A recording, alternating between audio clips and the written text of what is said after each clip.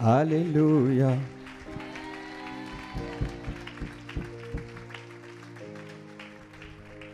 S'il y a un peuple heureux de se tenir dans la présence de Dieu ce matin, qu'il exprime sa reconnaissance et sa gratitude ce matin.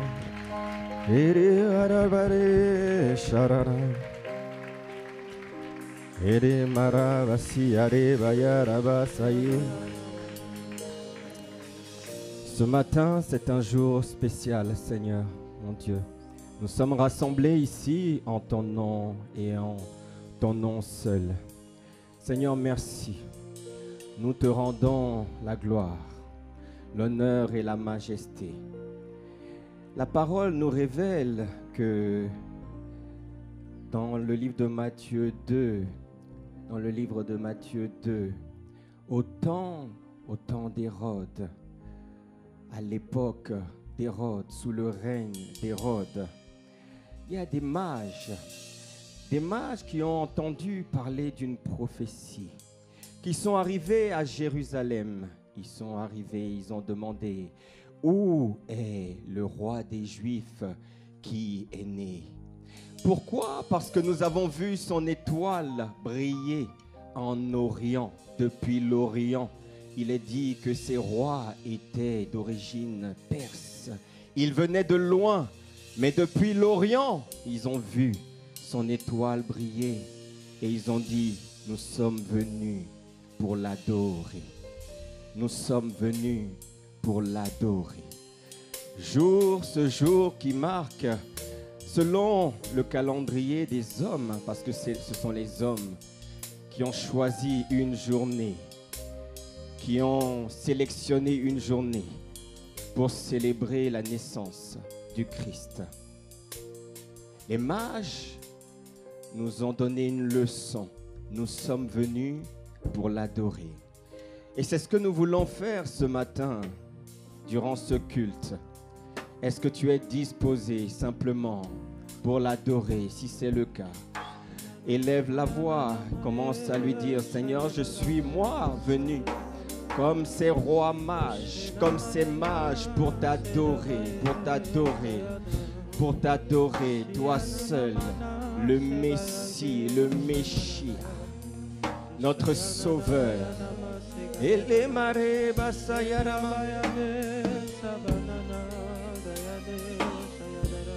Les instruments.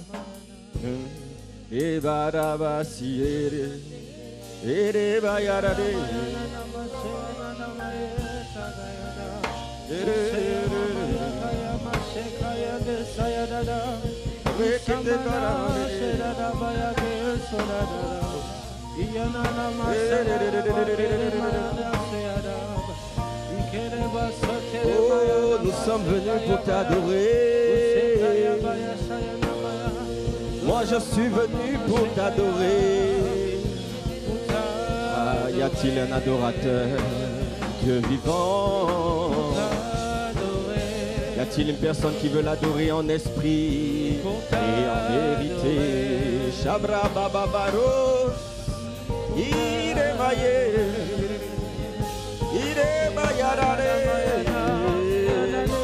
c'est l'accomplissement de la promesse. Nous voici rassemblés pour t'adorer. Shabra Maraba. Dispose-moi, Seigneur Jésus. Nous t'aimons, nous t'apprécions. Nous sommes infiniment reconnaissants parce que Dieu a décidé de descendre au milieu des hommes, parmi les hommes. Oh, quelle grâce! Rabayere Basia Pakatarabare, Shiremare, Eremare, Eremare, Shabaramasiare. Oh, t'adorer, t'adorer, t'adorer. Nous voulons t'adorer,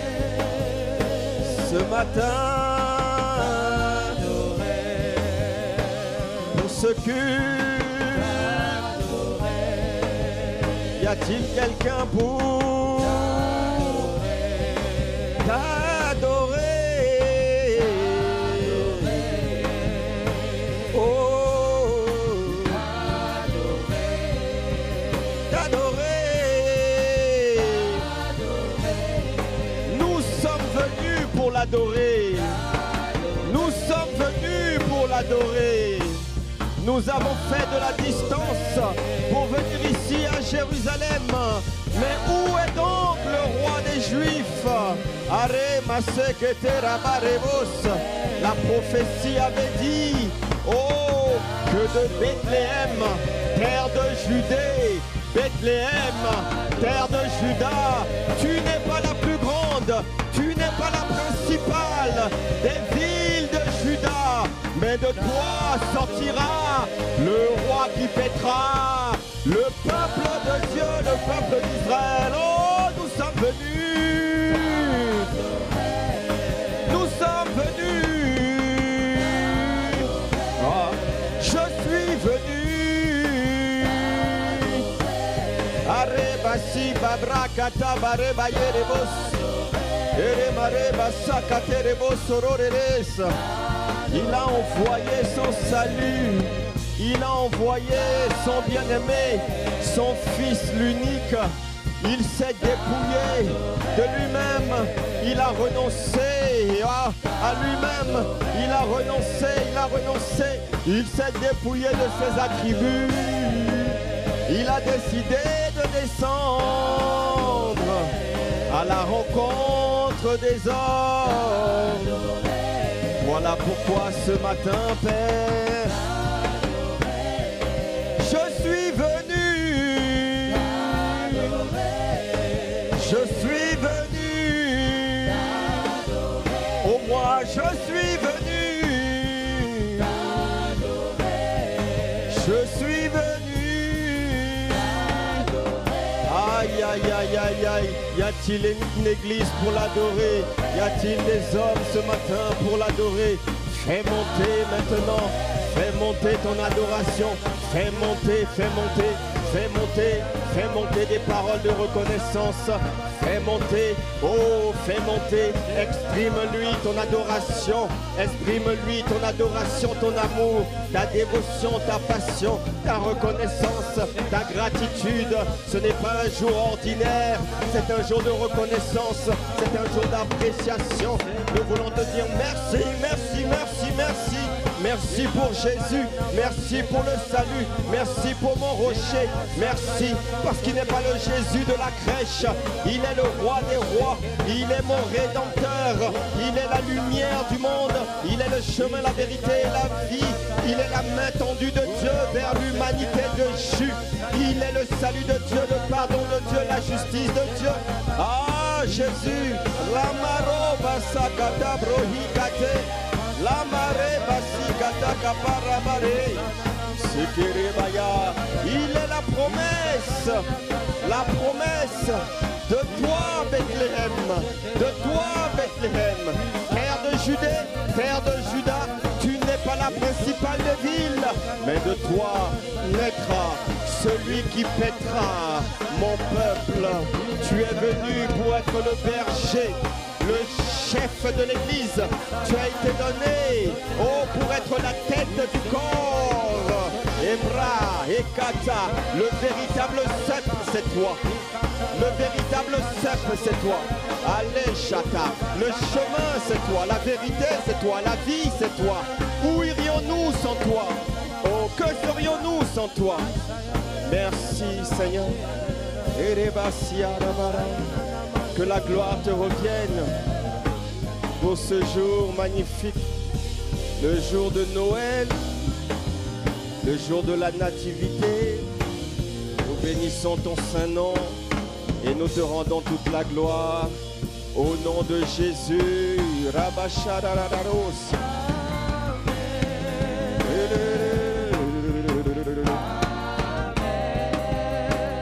Amen. Amen. Amen.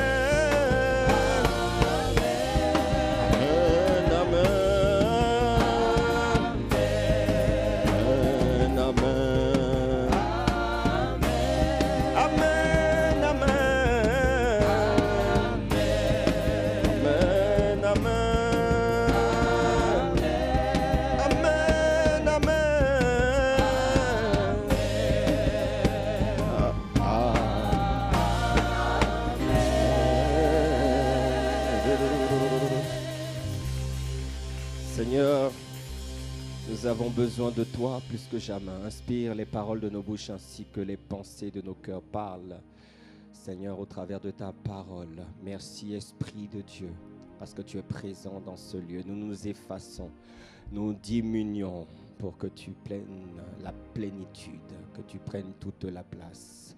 Prends toute la place, toute la place. Sature, inonde nos vies et ce lieu de ta merveilleuse et glorieuse présence. Merci Père, dans le nom de Jésus. Quelqu'un me dit Amen. Amen. Amen, Amen. Alors que nous prenons place dans sa présence, je ne serai pas long ce matin. Je ne sais pas ce qui s'est passé au niveau des hommes. Vraiment, les hommes. Alors nous bénissons Dieu pour les femmes d'impact. On peut acclamer. Waouh!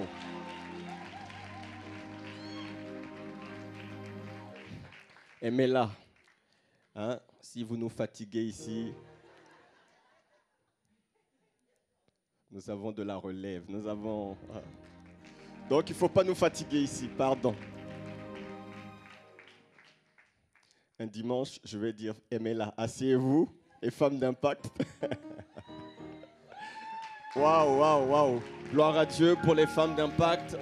Est-ce qu'on peut acclamer encore le Seigneur pour elles? Alléluia. Magnifique, magnifique, magnifique. Vous voyez, elles se sont organisées pour ne plus dépendre. C'est vrai que le MLA est très sollicité, énormément sollicité. Donc les femmes se sont organisées et elles ont monté leur propre groupe pour gérer leurs événements, les événements des femmes. Et franchement, waouh, ça tient la route, il n'y a rien à dire. Nous voulons rendre grâce aussi pour nos enfants. Est-ce qu'on peut acclamer le Seigneur? Nous bénissons Dieu pour les enfants. Et puis, pour les hommes d'impact, gloire à Dieu pour eux.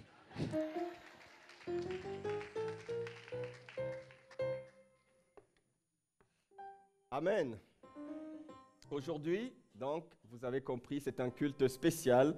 C'est le culte, on va dire, le culte de Noël. Noël veut dire, le mot Noël vient d'un mot latin qui signifie nativité. Vous savez ça, nativité, ou encore jour de naissance.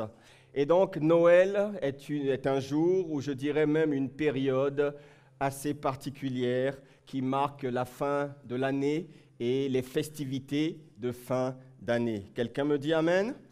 Voilà, c'est à chaque fois l'occasion où le monde, on va dire le monde dans sa grande majorité, célèbre à sa manière, on va dire Jésus, à sa manière. Mais tant qu'on célèbre Jésus, c'est bon pour nous.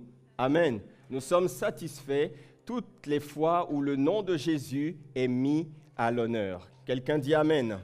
Donc, le 25 décembre, c'est le choix des hommes. La Bible ne donne aucune précision à ce sujet, sur ce point.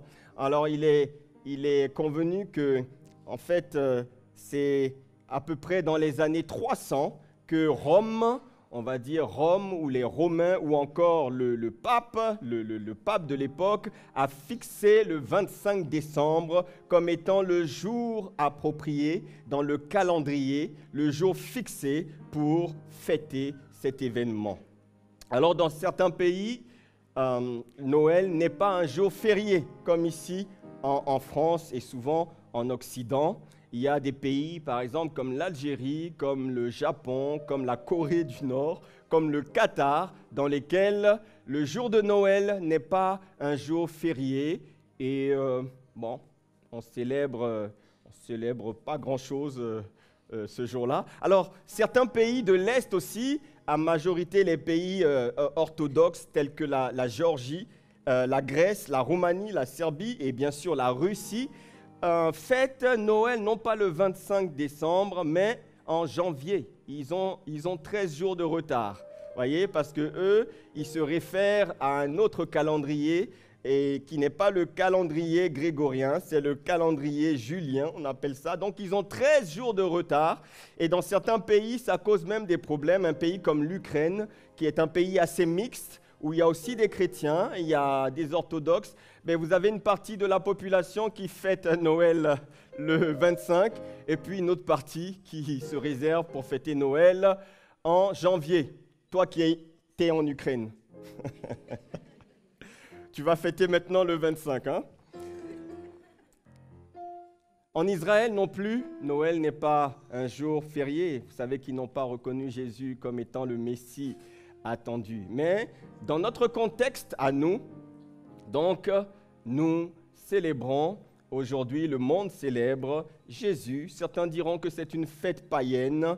Il n'empêche qu'elle a de bons côtés. Dites-moi Amen si vous êtes d'accord. Ce matin, je vous sens un peu. Dites-moi Amen. Dites-moi Amen. Voilà, il y a quelqu'un qui est vivant ce matin. Ici. Il y a des bonnes choses dans la fête de Noël. Première chose, je ne vais pas tout citer, mais j'aimerais voir quelques bons côtés de cette fête. Il y a la première chose que je dirais, c'est le côté familial. Hein, l'aspect familial, l'aspect convivial, convivialité. Vous voyez, chaque année, Noël marque souvent l'occasion de se retrouver en famille. Quelqu'un me dit Amen? Ouais, parce que parfois, on a des familles un peu dispersées, ça et là, dans le nord de la France, dans le sud de la France, dans l'est, à l'étranger. Bon, à l'étranger, c'est parfois difficile, mais c'est souvent l'occasion de se retrouver. Je me souviens, il y a quelques années, durant ma jeunesse, on avait le 25, on se retrouvait chez l'une de mes tantes. C'était le rendez-vous familial. On pouvait ne pas se voir durant toute l'année, mais le jour de Noël, on était tous au rendez-vous, voyez. Et c'était l'occasion de retrouver les cousins, les cousines, les tantes, les oncles, ceux qu'on ne connaissait pas, les naissances qu'il y a eu dans l'année, etc. Et moi, j'ai gardé des superbes souvenirs de ça. Quelqu'un me dit Amen. Est-ce que vous avez quelqu'un qui connaît ça? Quelqu'un connaît ça, cet aspect-là? Oui? OK. Ça se perd malheureusement. Ces traditions, ces bonnes choses se perdent au fur et à mesure. Aujourd'hui, Noël, vous voyez de plus en plus, hein, dehors, il n'y a pas de décoration. Et les villes, les municipalités font des économies. On ne met plus de lumière, ça coûte trop cher, il n'y a plus de décoration, il n'y a plus d'animation. Avant, lorsqu'on arrivait dans cette période des fêtes de Noël, il y avait beaucoup de choses. On sentait qu'on était dans une période de fête. C'est vrai ou c'est pas vrai? C'est vrai. C'est vrai. Les gens décorent leur maison, tout ça. Aujourd'hui, il n'y a plus rien. Il n'y a plus rien. Qu'est-ce qui se passe? Il y a trop de problèmes, trop de soucis, Il y avait du bon, il y a du bon dans cette fête. Dans certaines familles, donc, Noël est devenu une institution. Une institution, un moment de retrouvailles. Et pendant ces moments, on prend du temps ensemble autour d'un bon repas et ça permet, je crois, de souder les liens, de renforcer les liens familiaux, de retrouver des gens qu'on n'a plus revus depuis plusieurs mois, parfois même plusieurs années. La deuxième chose, c'est que Noël est une période très précieuse, notamment pour nos enfants, pour les enfants. Pour les enfants, parents, je vous en supplie, soyez très attentifs à cela. Noël participe à leur bien-être et à leur construction. Noël entretient l'imaginaire des enfants et leur permet de rêver. Alléluia, alléluia. Le rêve n'est pas mauvais, ça permet de rêver, de rêver, de rêver. Vous savez, il y a ce qu'on appelle le mythe ou la légende du Père Noël. Je me suis toujours demandé, mais d'où vient, pourquoi? Et vous savez que j'ai vu que ce mythe, cette pratique est née il y a environ 1700 ans et il s'agissait d'un évêque turc qui s'appelait Nicolas de Myre de myrrhe, pas myrrha, hein, de myrrhe.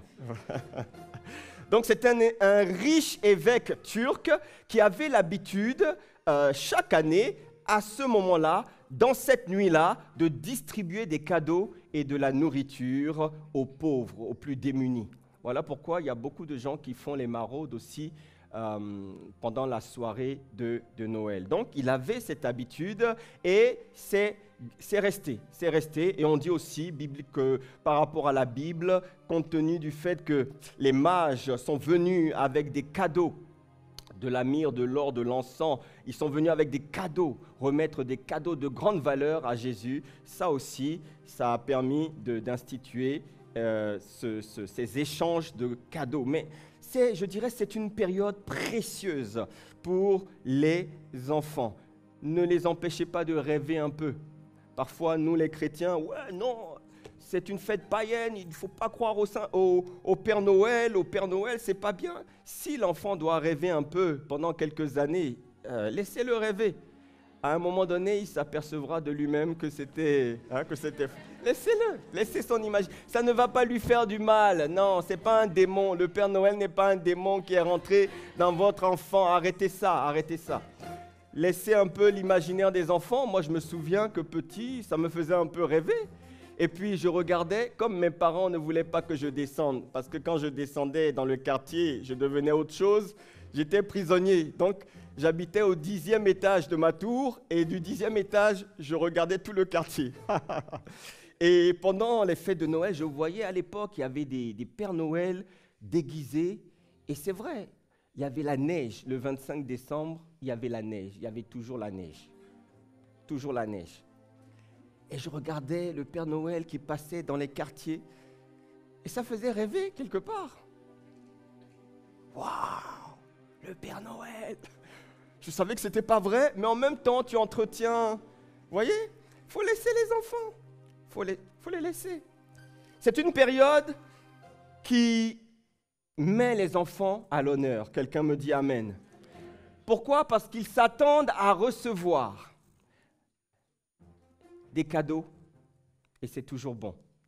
Ils s'attendent à recevoir des jouets, et c'est une bonne chose. Le jouet a aussi sa place et son rôle. Le jouet a un rôle d'apprentissage chez les enfants, un rôle d'éveil, c'est important. Vous qui n'offrez pas de cadeaux à vos enfants, c'est important. Je dis ça parce que, bien-aimés, vous ne savez pas, on vient de loin. Nous autres, on vient de loin. Cadeau à Noël, je ne connaissais pas ça. Je vous garantis, je ne connaissais pas ça. Il y avait juste un monsieur, un tonton du quartier et sa femme.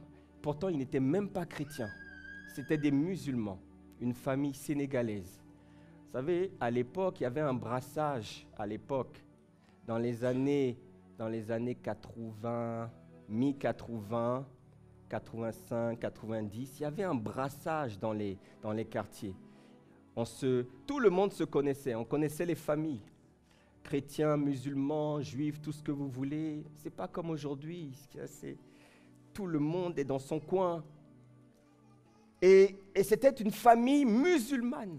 Et chaque année, je vous dis bien, chaque année, le monsieur, le 25, il venait parfois avec sa femme pour me donner mon cadeau à moi et à mon petit frère. Vous voyez, quand les parents ont manqué quelque part, Dieu permet toujours, Dieu remplace. Il y a eu substitution. Vous voyez, ce monsieur, il venait, je vous dis, chaque Noël, et il m'apportait, à mon petit frère aussi, un cadeau chaque année. C'est important. Et ça me faisait du bien. Je me rappelle, j'aimais ça. Donc, le jouet contribue à l'épanouissement, au développement de l'enfant, à son divertissement et à son plaisir, tout simplement. La notion du plaisir est une notion importante dans la vie. On vit aussi pour se faire plaisir, être dans le plaisir, pas dans la souffrance, dans le plaisir.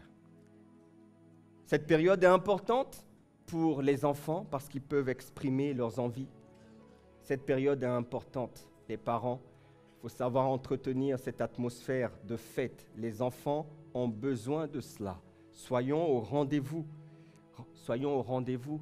Et je dirais même plus pour ceux peut-être qui n'habitent pas avec leurs enfants, parce qu'il y a de ces familles où les parents sont séparés. Hein?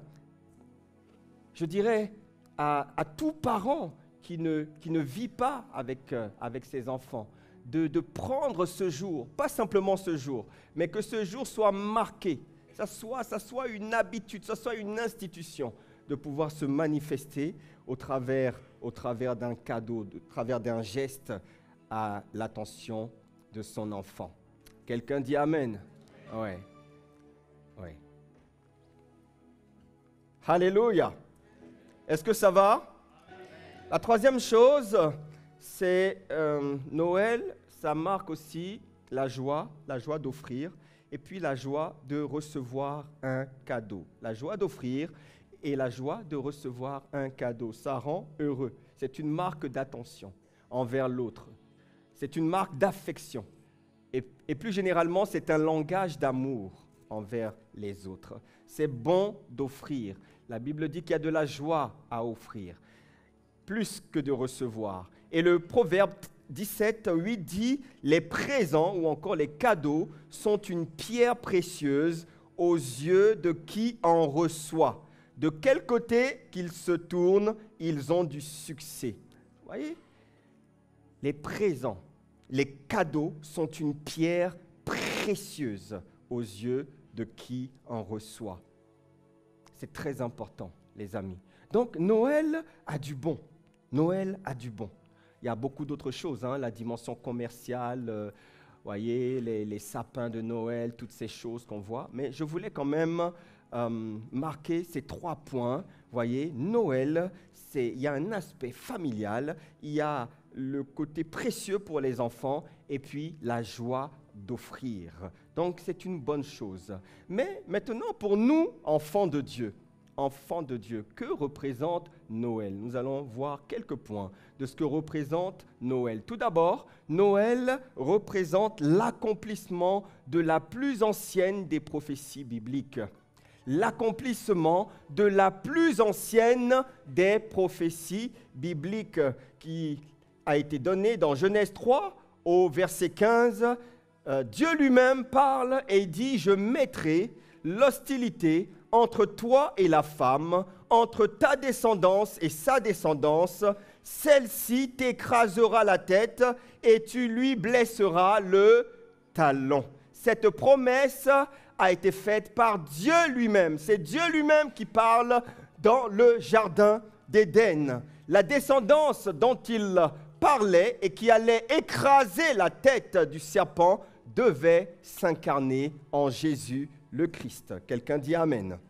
Et je crois que les patriarches, les Abraham, les Isaac, les Jacob, les hommes de cette époque n'ont rien compris à cette parole. Je mettrai hostilité entre toi et la femme, entre sa descendance et ta descendance. Celle-ci, ils n'ont rien compris.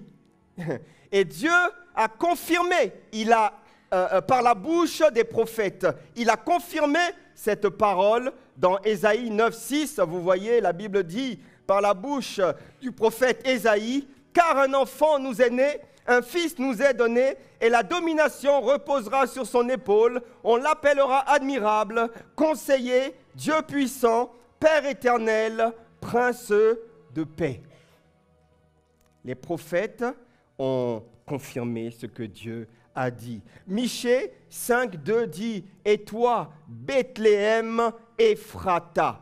Lorsqu'on dit le mot Ephrata, ça veut dire fécondité, lieu de fécondité. Petite entre les milliers de Juda, de toi sortira pour moi celui qui dominera sur Israël et dont l'origine remonte aux temps anciens, au jour de l'éternité. Quelqu'un dit Amen. Dieu avait son plan depuis l'éternité. Et voyez-vous, ce que Dieu a annoncé depuis 4000 ans, s'est accompli il y a plus de 2000 ans.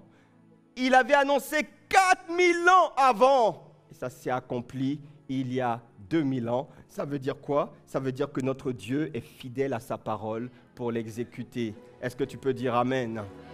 Il est fidèle. Sa fidélité demeure de génération en génération. Ne doute pas. Ce que Dieu a dit, les promesses de Dieu, quel que soit le temps, la durée, le temps que ça prend, elles s'accomplissent toujours parce que Dieu est fidèle à sa parole.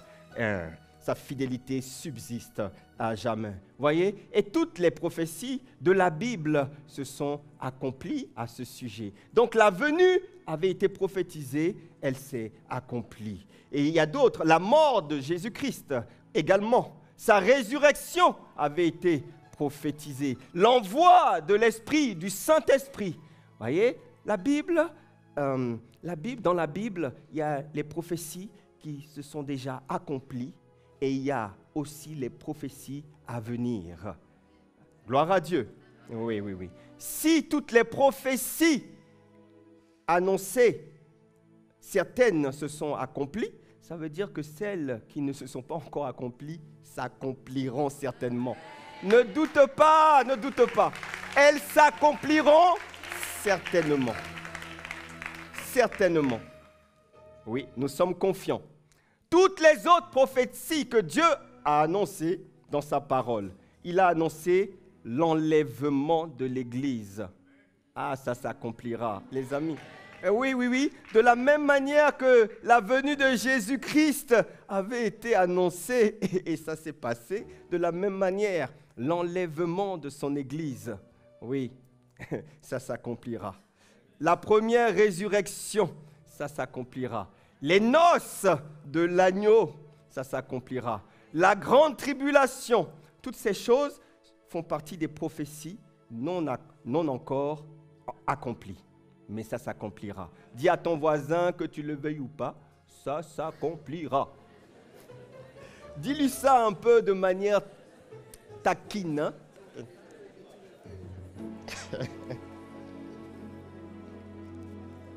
Les noces de l'agneau, les récompenses, ça s'accomplira.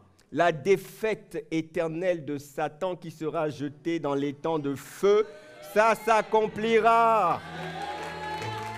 Mon ami, le diable, il est déjà vaincu. Il est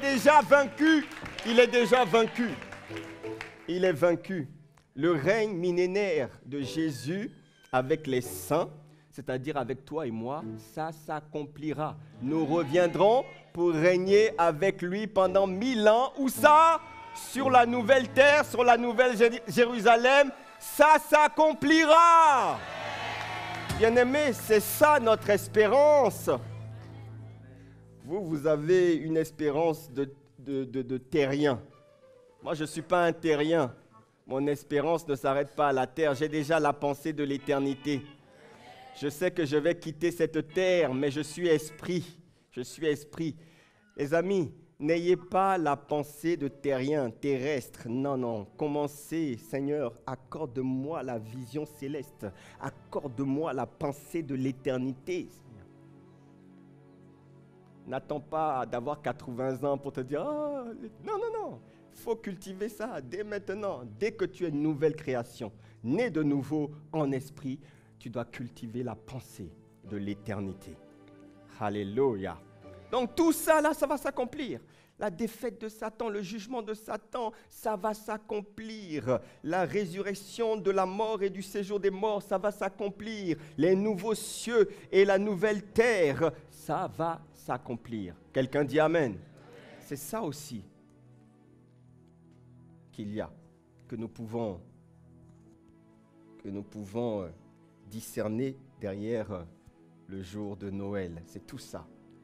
Dieu accomplira son œuvre. Et ce matin, je veux déclarer qu'il accomplira son œuvre dans ta vie.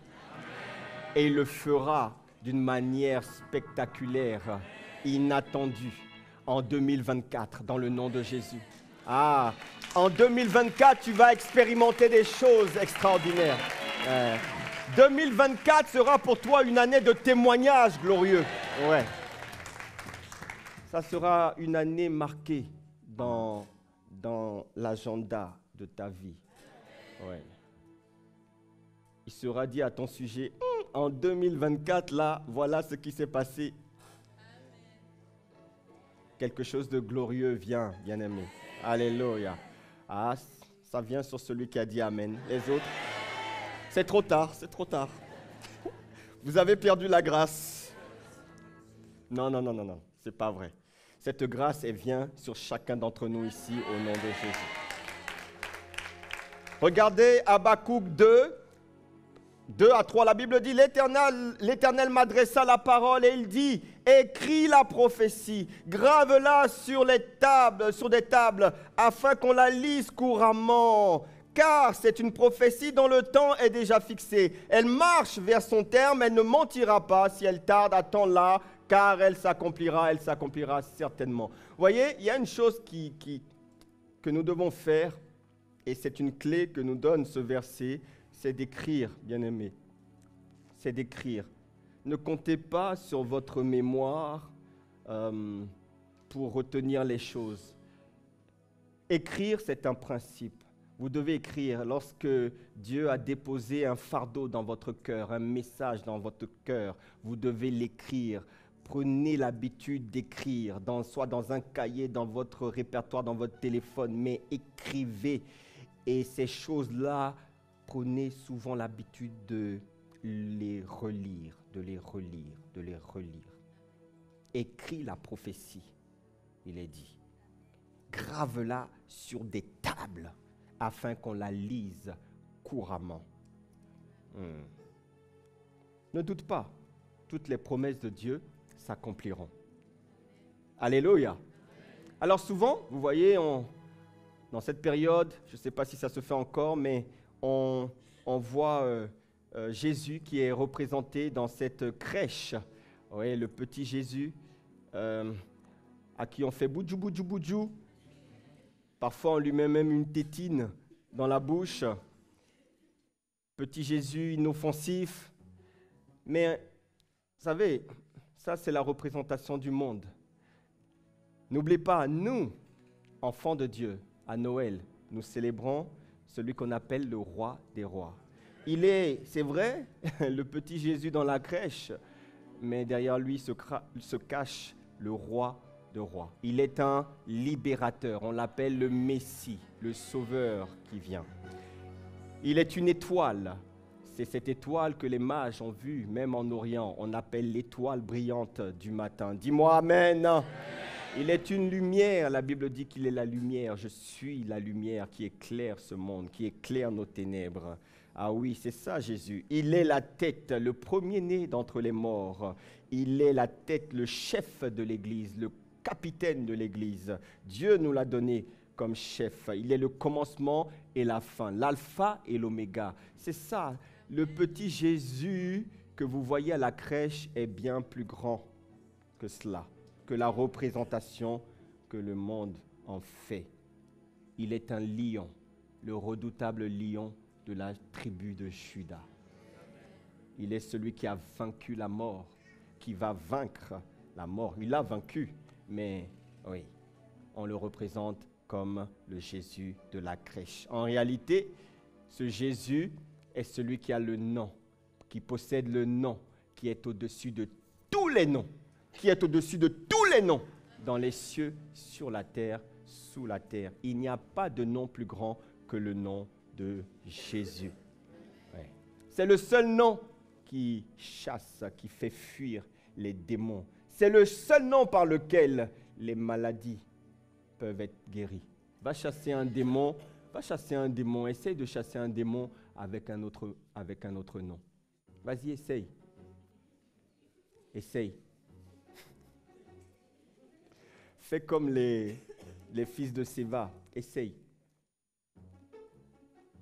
Non, il y a une puissance. Ce n'est pas le petit Jésus de la crèche. Donc, en ce jour de Noël, nous célébrons celui qui possède le nom qui est au-dessus de tous les noms. Quelqu'un dit Amen. Alléluia. Oui, on peut acclamer le Seigneur.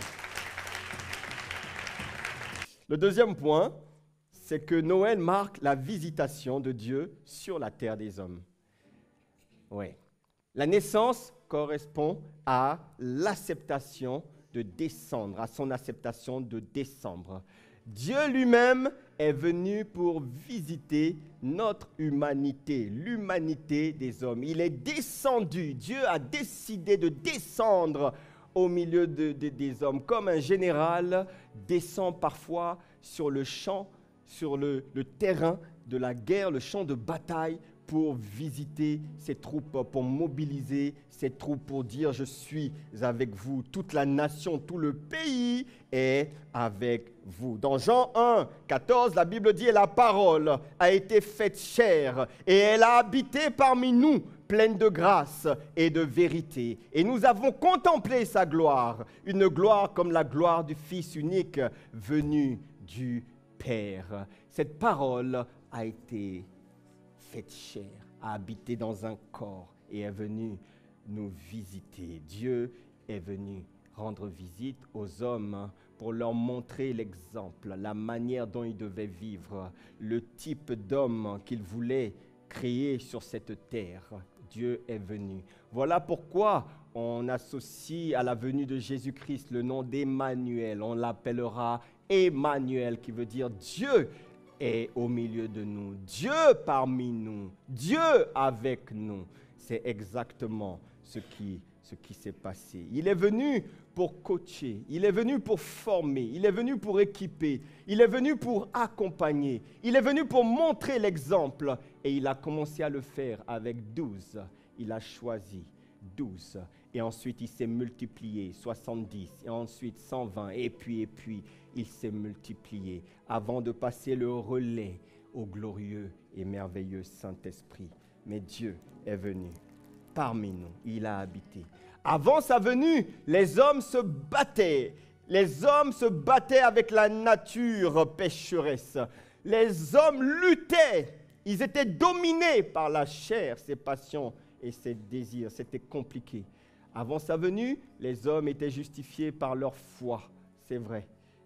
Abraham a été justifié parce qu'il a cru, par la foi. Les hommes étaient justifiés par les sacrifices, parce qu'ils étaient incapables d'obéir à la loi et à toute la loi.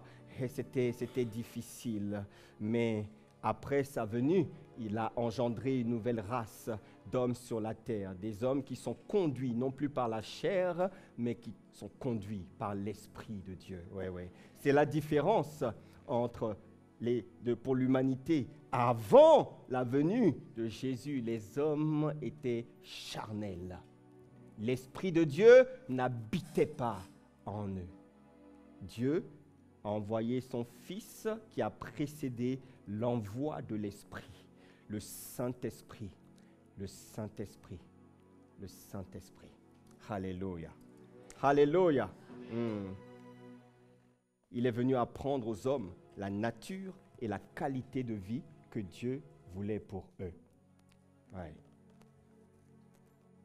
Jésus était Dieu parmi nous.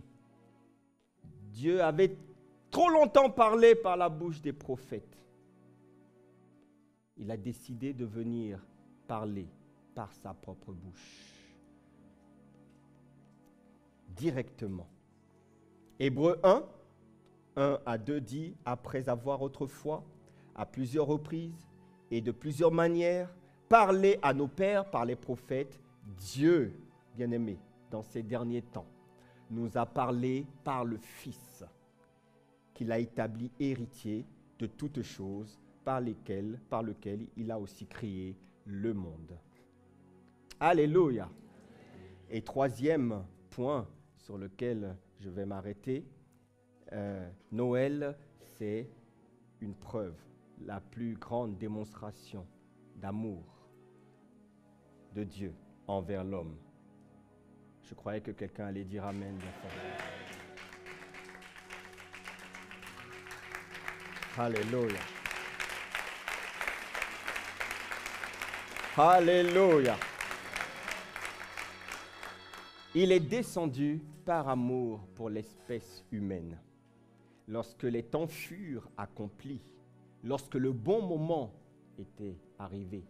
Parce qu'il fallait que ce soit sous le règne de l'Empire romain, où on utilisait la croix pour châtier, pour punir les criminels. Il fallait que ça se passe à ce moment-là. Quand le temps était accompli, quand toutes les conditions étaient réunies dans l'agenda de Dieu, alors il a décidé de descendre. C'est un signe d'amour. Un amour qu'on ne peut pas comprendre. On ne peut que l'accepter et le recevoir. Alléluia. Pour descendre, est-ce que vous savez que Dieu s'est déshabillé? Il s'est dévêtu de ses attributs divins. Il a renoncé à tout. Éphésiens 2, 6 à 11 dit « Il possédait depuis toujours la condition divine », la version BFC. Mais il n'a pas voulu demeurer de force légale de Dieu. Au contraire, il a de lui-même renoncé à tout ce qu'il avait et il a pris la condition de serviteur. Il est devenu homme parmi les hommes et il a été reconnu comme homme. Il a choisi de vivre dans l'humilité et s'est montré obéissant jusqu'à la mort sur une croix. C'est pourquoi Dieu l'a élevé à la plus haute place et lui a donné le nom supérieur à tout autre nom. Il a voulu que, pour honorer le nom de Jésus, tous les êtres dans les cieux, sur la terre et sous la terre se mettent à genoux et que tous proclament à la gloire de Dieu le Père, Jésus-Christ est Seigneur. Waouh, waouh, waouh, waouh, waouh, waouh. Waouh.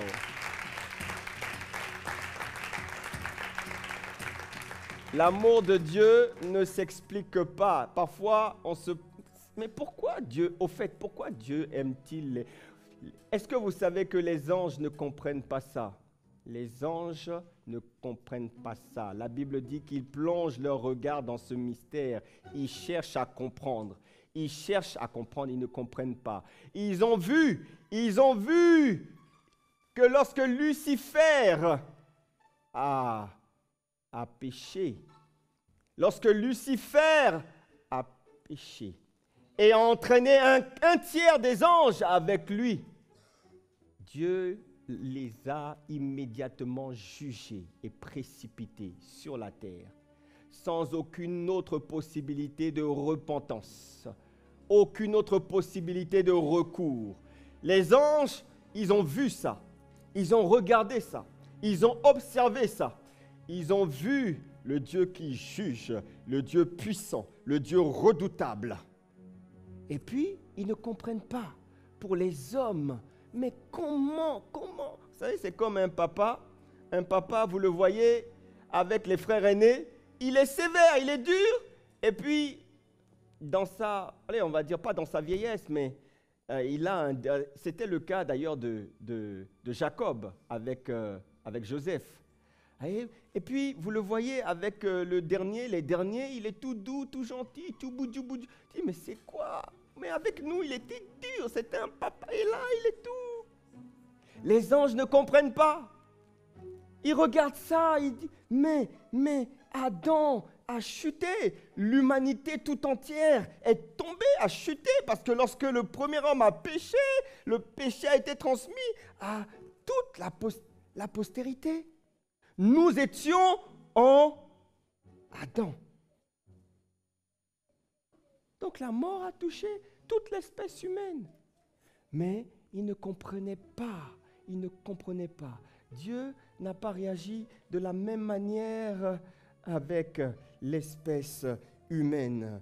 Il a une relation particulière avec toi et moi. Il a un attachement spécial, un rapport très spécial avec l'espèce humaine.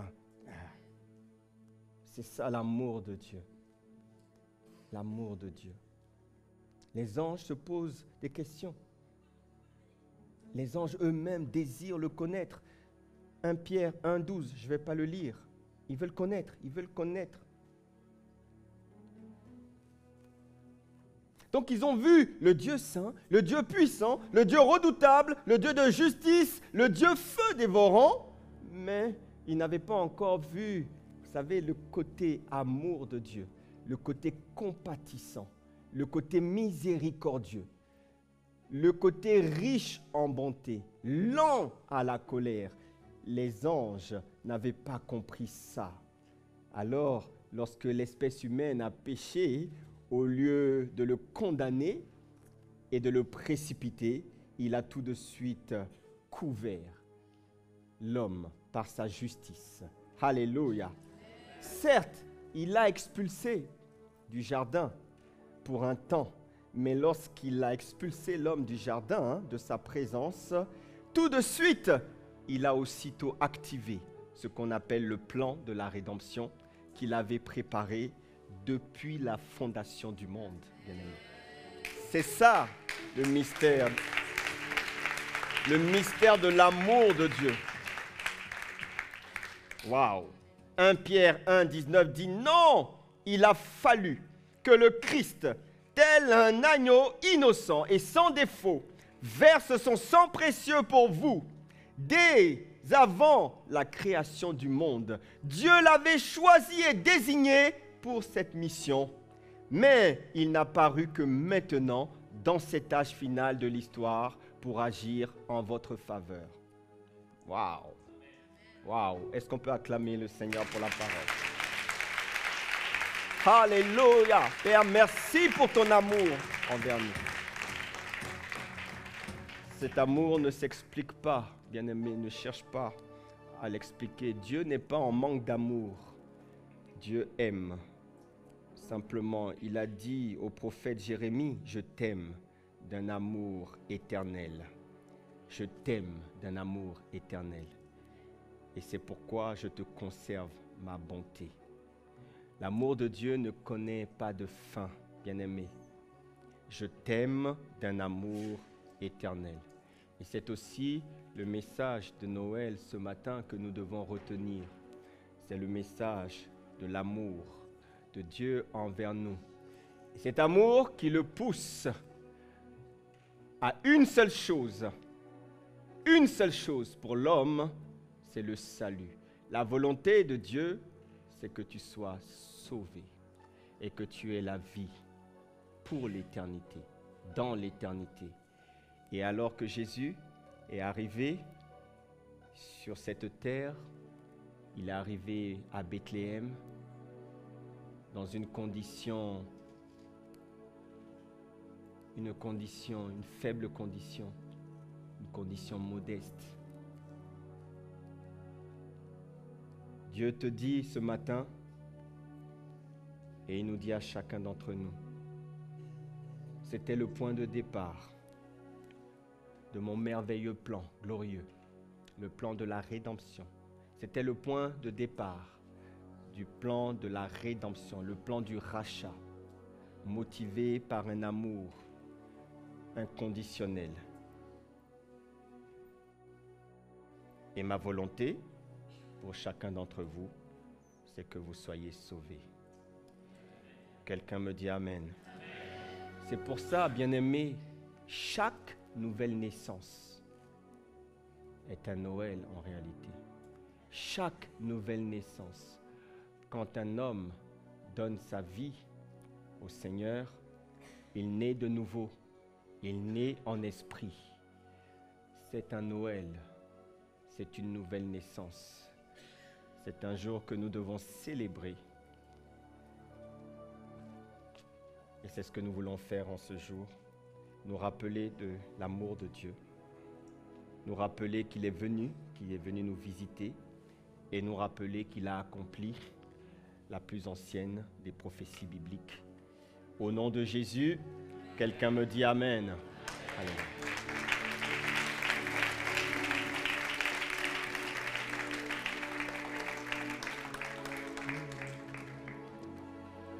Est-ce qu'on peut se lever dans sa présence et nous allons prendre un petit temps pour l'adorer,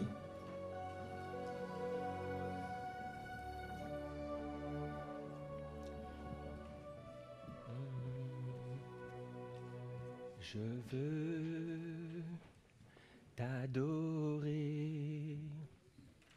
Je veux t'adorer en esprit et en vérité. Je veux t'adorer.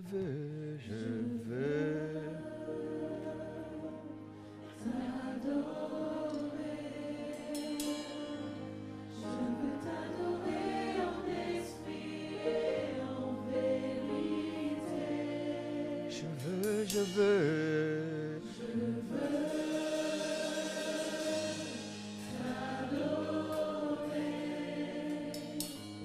Je veux t'adorer en esprit et en vérité. Ce matin, je veux t'adorer. Je veux t'adorer en esprit et en vérité. Je veux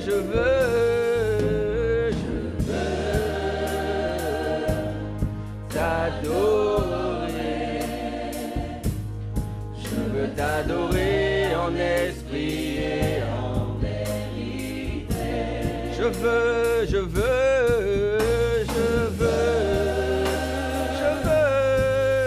t'adorer.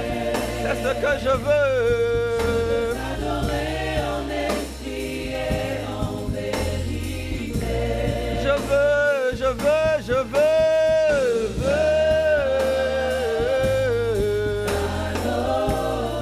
En ce jour de la nativité, T'adorer en esprit et en vérité.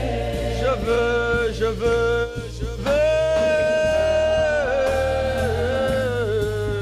T'adorer. Je veux. T'adorer en esprit et en vérité. Je veux.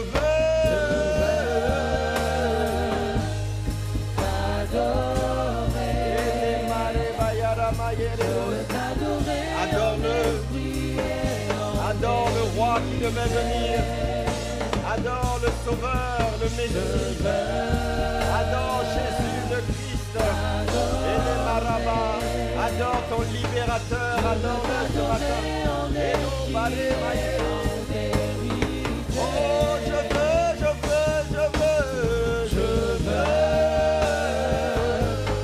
T'adorer. Je veux t'adorer en esprit et en vérité.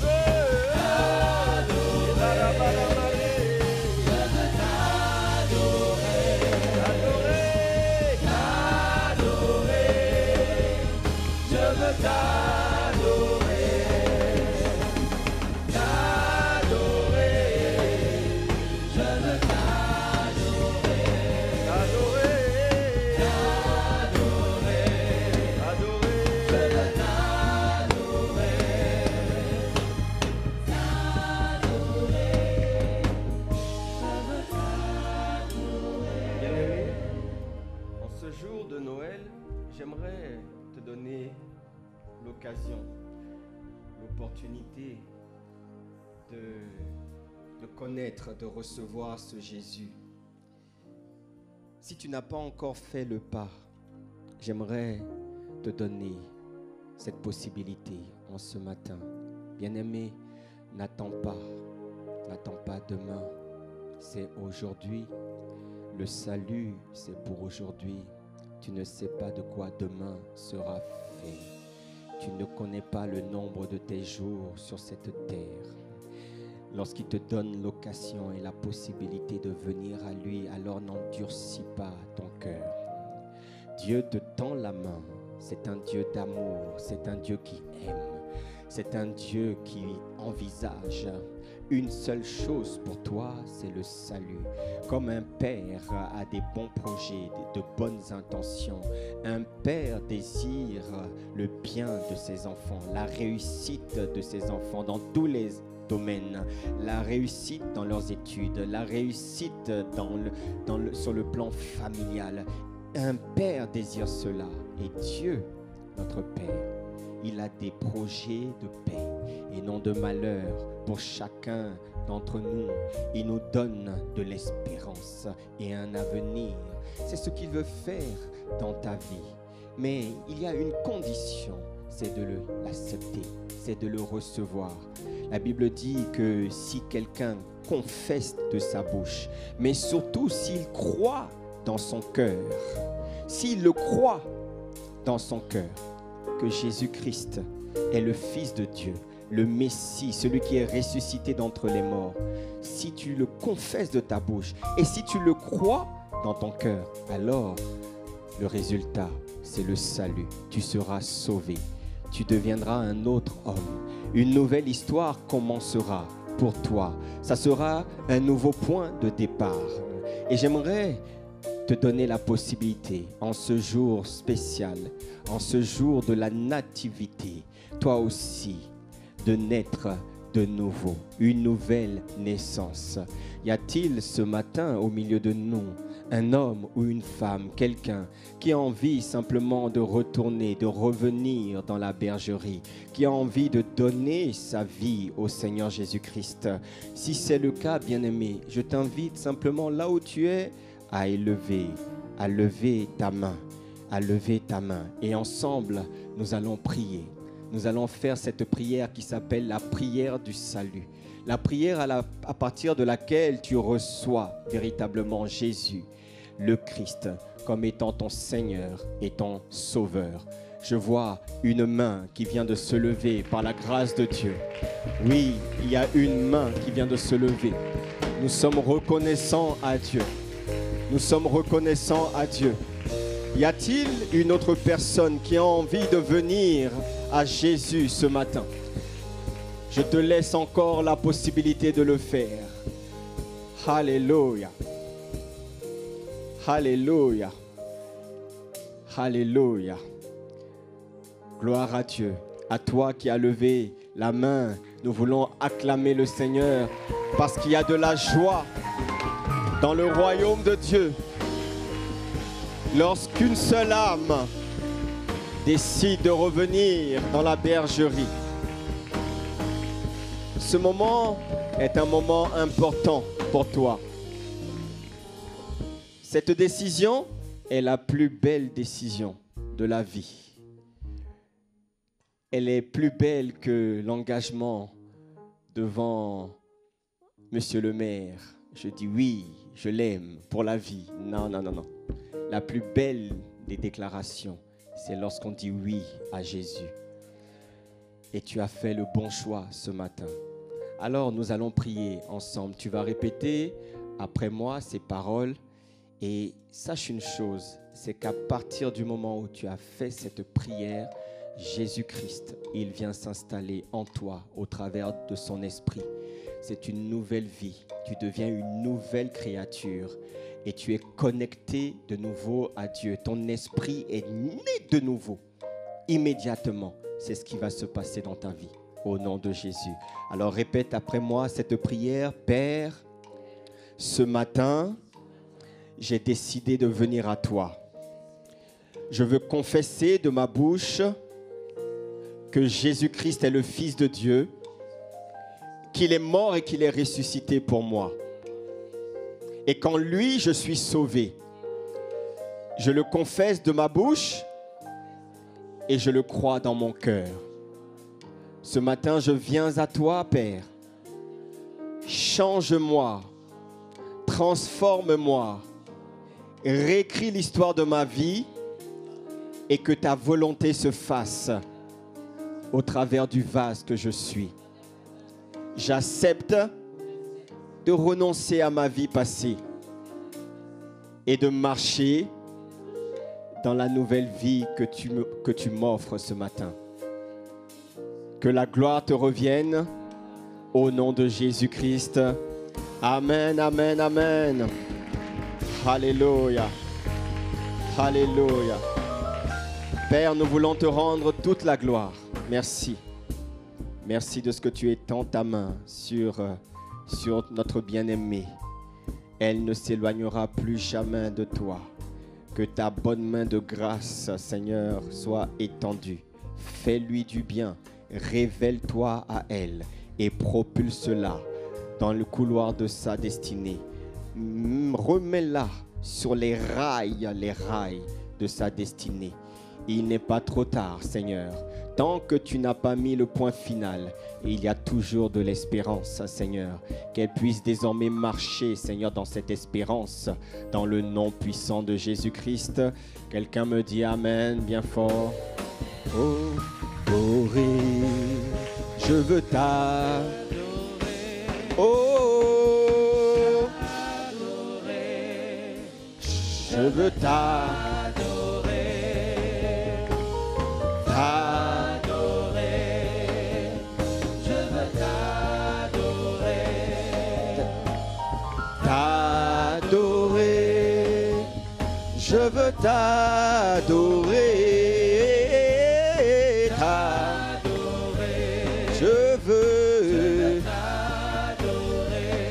Je veux t'adorer. Alléluia. Seigneur, nous te bénissons. Merci. Merci pour ta parole. Merci de la sceller dans nos cœurs. Merci. Toute la gloire te revient. Dans le nom de Jésus, nous avons prié. Quelqu'un dit Amen.